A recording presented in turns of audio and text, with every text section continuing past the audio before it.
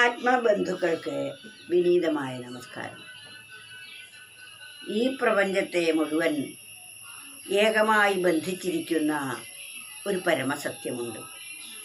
ആ പരമസത്യത്തെ ബോധിച്ച ഒരാൾക്ക് തന്നിൽ നിന്നും അന്യമായി ഒരാളെയും കാണാൻ സാധിക്കുകയില്ല. തന്നിൽ നിന്നും അന്യമായ ഏതൊന്നിൻ്റെയും നന്മയ്ക്കായിക്കൊണ്ട് മാത്രമേ അവർക്ക് പ്രാർത്ഥിക്കാനും പ്രവർത്തിക്കാനും സാധിക്കുകയുള്ളൂ.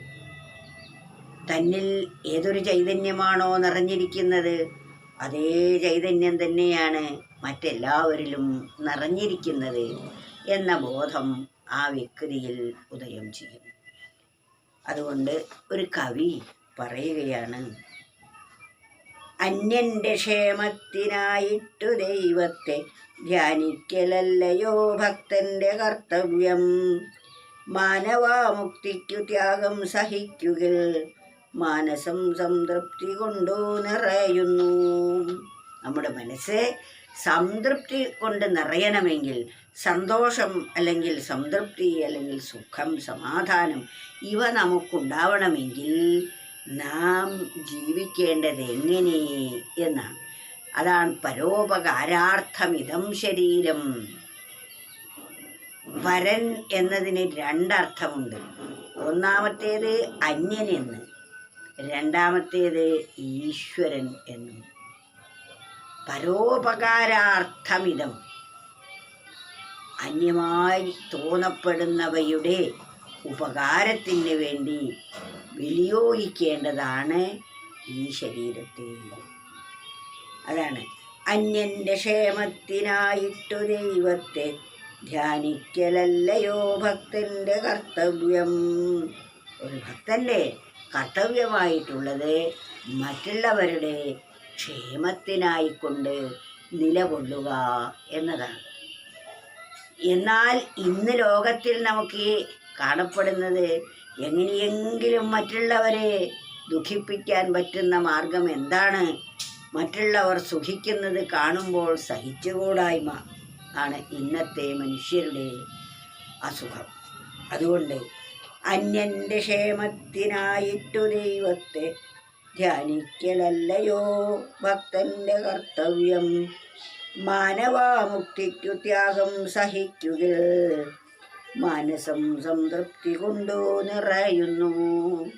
മറ്റുള്ളവർക്ക് ഉപകാരപ്രദമായ ഒരു കർമ്മം ചെയ്യുമ്പോൾ നമ്മുടെ മനസ്സ് സംതൃപ്തി കൊണ്ട് നിറയുന്നു. ശാന്തമായിരിക്കും അത്തരത്തിലുള്ള ഒരു മനസ്സ്. വൈകാരികമായ തലത്തിലേക്ക് നമ്മുടെ മനസ്സ് ഇളകുമ്പോഴാണ് കാമക്രോധാദികൾ തലപൊക്കുന്നത്.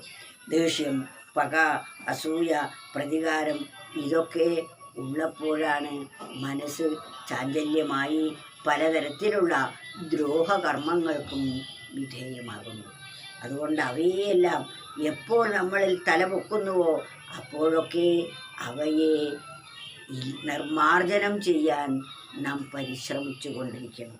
അതാണ് മാനവാമുക്തിക്കു ത്യാഗം സഹിക്കുക മാനസം സംതൃപ്തി കൊണ്ടു നിറയുന്നു.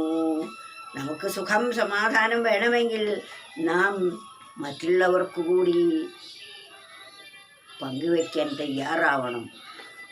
മറ്റൊരാളെ ദ്രോഹിച്ചുകൊണ്ട്, മറ്റൊരാൾക്ക് ദുഃഖം വരുത്തിക്കൊണ്ട് നമുക്ക് ചെയ്യുന്ന പ്രവൃത്തികൾ ഒന്നും തന്നെ സുഖത്തിനായി ഭവിക്കുകയില്ല.